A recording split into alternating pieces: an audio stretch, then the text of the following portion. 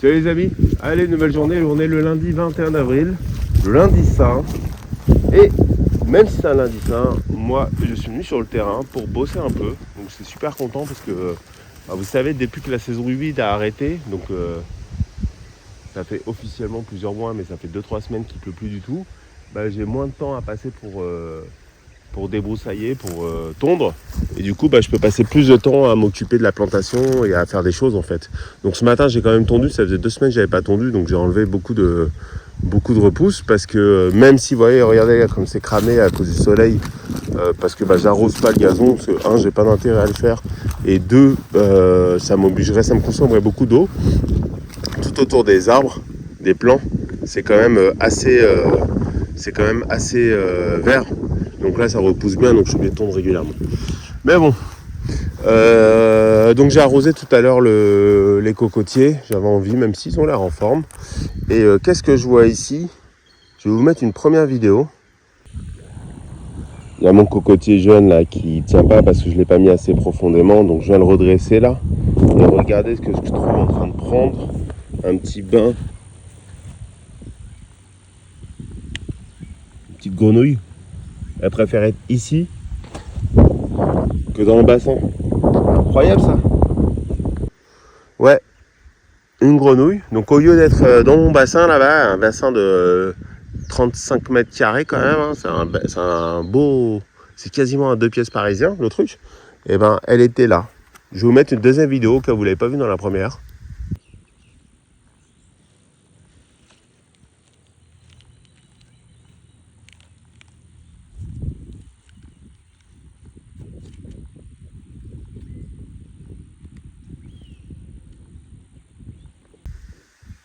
Donc là, je pense qu'elle était plus visible. La petite coquine, elle était là. Puis maintenant, elle est partie, donc je sais pas. C'est peut-être elle qui vient mettre des têtards de temps en temps dans ma mare. En tout cas, c'était une belle rencontre. Je suis super content parce que tous ceux qui vivent dans des climats tropicaux et notamment pendant les saisons sèches savent que dehors, la saison sèche, c'est mort quoi. Il n'y a pas d'eau, surtout dans le Yucatan où il n'y a pas de rivière en fait, il n'y a pas de lac. Il y a des cénotés mais ils sont dans l'eau, enfin pardon, c'est bête ce que je dis. Ils sont sous le sol et donc du coup, étant sous le sol, ils ne sont pas accessibles à beaucoup d'insectes. Et le fait d'avoir mis un étang là, on va le voir tout à l'heure, j'ai une vie hyper développée, notamment maintenant en plein mois d'avril, je trouve des grenouilles dans mon terrain. J'ai croisé le pépiniériste qui m'a vendu les cocotiers ce week-end. Et donc il m'avait dit la dernière fois qu'il en avait d'autres si je voulais et que j'avais juste à le prévenir. Et donc là j'ai commencé à me faire des trous ici pour compléter. Je me suis dit ça serait pas mal. Donc là je vais me faire un premier cocotier. Enfin, un premier ajout de cocotier. Là je peux en mettre un deuxième. Là je pense dans l'angle un peu derrière je vais en mettre un troisième. Là je vais mettre un quatrième et un cinquième. Et après non, parce que après c'est une montée ici.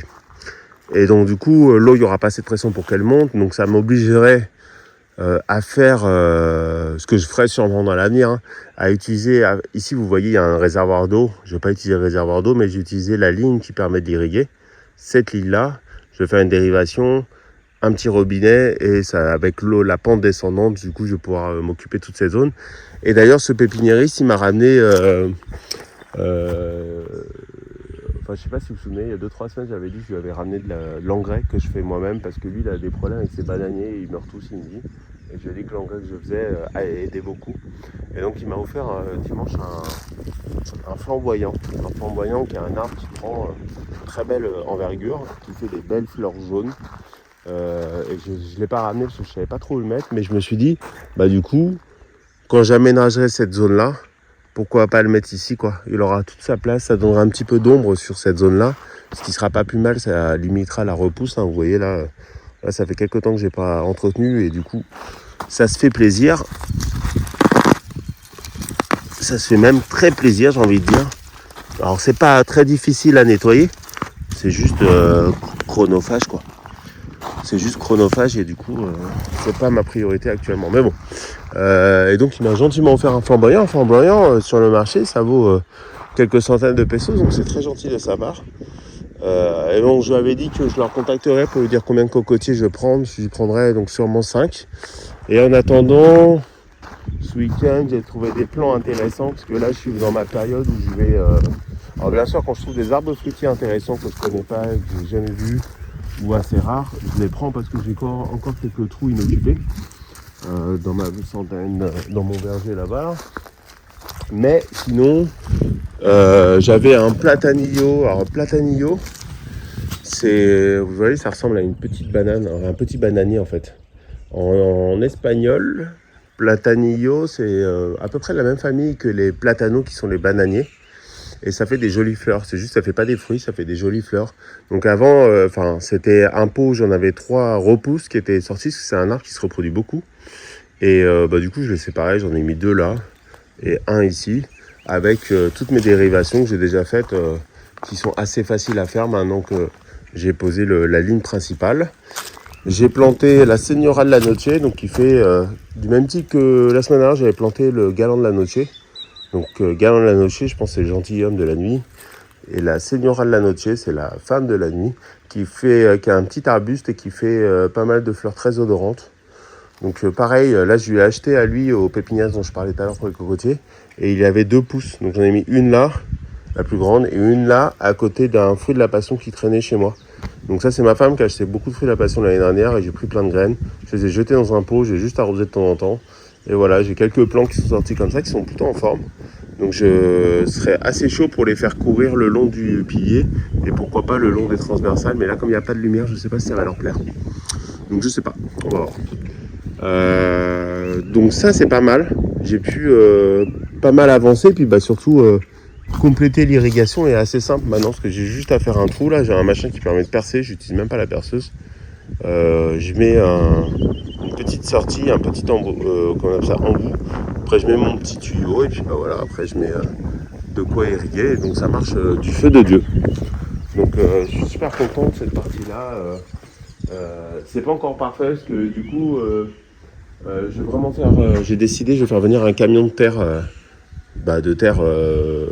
ici, comment on appelle ça, de la terre noire, c'est-à-dire donc avec un peu d'argile, pour reniveler cette partie-là, et surtout m'occuper de cette zone-là qui est très moche. Donc l'idée, c'est déjà de masquer ce tuyau immonde là, et après, probablement, j'utiliserai cette sortie-là pour faire une sortie, pour pouvoir arroser cette zone que je vais aménager. Je vais peut-être mettre des palmiers ici, avec des fleurs, ou j'en sais rien.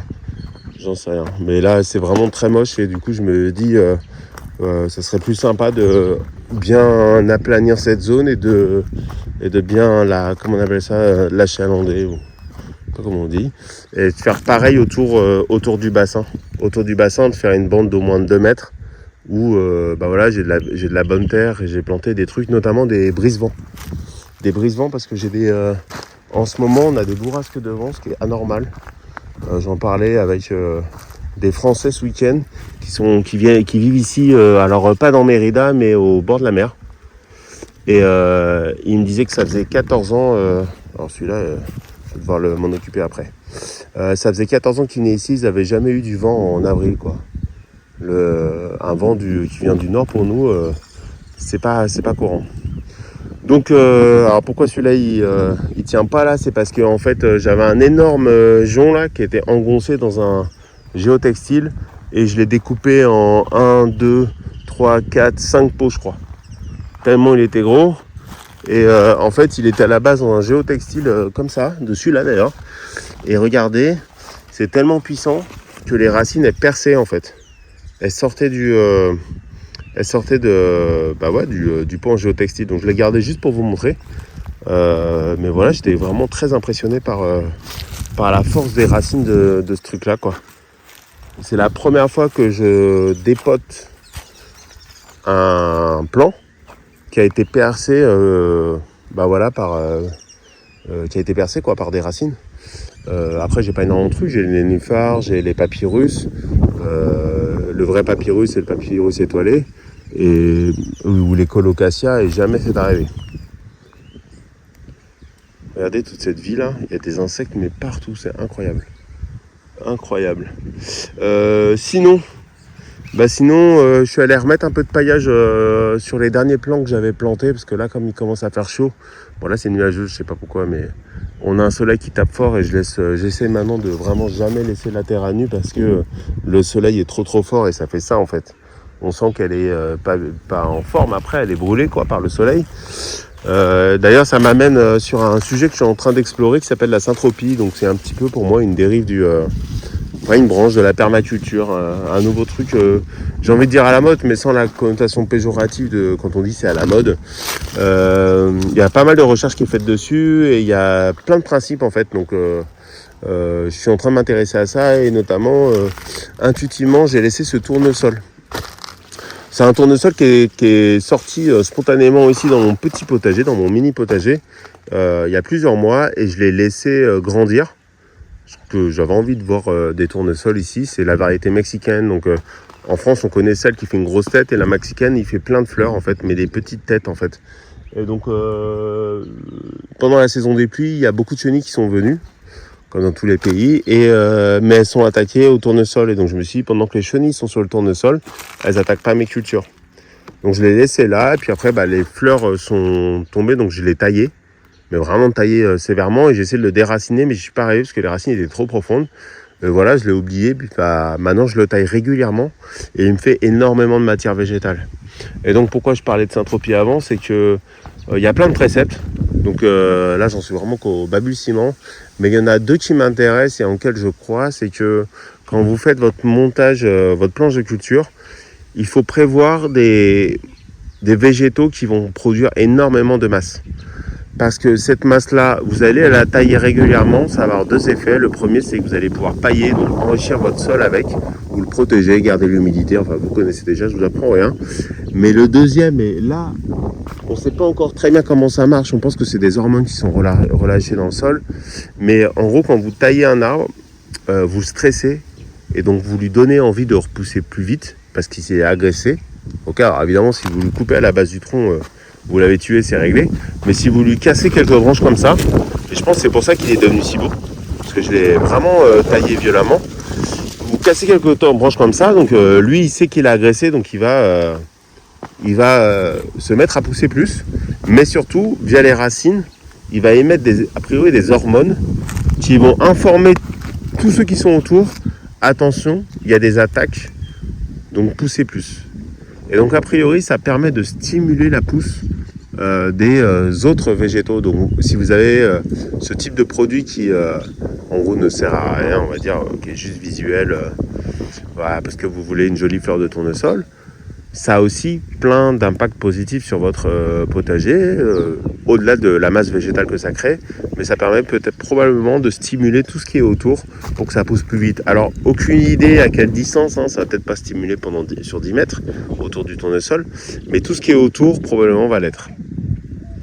Et là je viens de voir que là mes aloe vera, elles se démultiplient là, celle-là là, elle fait plein de rejetons et ça c'est cool parce que les aloe vera, vous savez, vous pouvez faire un engrais qui est du feu de Dieu avec ça. Et j'aimerais bien les planter au pied de mes cocotiers là-bas. Parce qu'a priori, il y a une hormone dedans qui aide à la pousse et au développement racinaire. Donc je me dis, l'aloe vera, c'est comme toutes les plantes, ça, voilà, il y a des branches qui meurent, donc qui tombent au sol, qui se décomposent et ça relâche les composants que ça a généré. Et du coup, ces composants-là vont stimuler les autres plantes autour. Donc voilà, bon là c'est du vaporrude qui va super bien. Là j'ai mon basilic, ça c'est un ananas que j'essaie de faire pousser. Et j'espère du coup que ces petites aloe vera, je vais pouvoir les récupérer pour pouvoir me les planter ailleurs. Donc voilà, sinon sur le verger, rien de particulier, j'ai toujours le figuier qui est toujours en fruits, donc il me fait toujours des fruits, ça fait 6 mois. Il a commencé en novembre, on est en avril, ça fait 6 mois qu'il me fait des fruits celui-là. C'est un vrai bosseur, je sais pas pourquoi. J'imagine qu'il va arrêter aux premières pluies, enfin j'en sais rien en fait. Mais c'est la première fois de ma vie que je vois un arbre fruitier qui produit comme ça en continu. Et surtout un figuier. Voilà. petite vidéo, point d'étape sur tous les petits travaux que j'ai fait. Donc j'espère, je suis en train d'essayer de m'organiser dans ma tête pour savoir quand est-ce que je vais demander la livraison des 7 mètres cubes de terre. Parce que il faut que je m'organise et il faut que je sois prêt à me trimballer à la brouette toute cette terre ici, quoi, et de savoir comment après, où est-ce que je vais la mettre, quoi. Voilà. Allez, à plus les amis, je vous laisse. Ciao, ciao.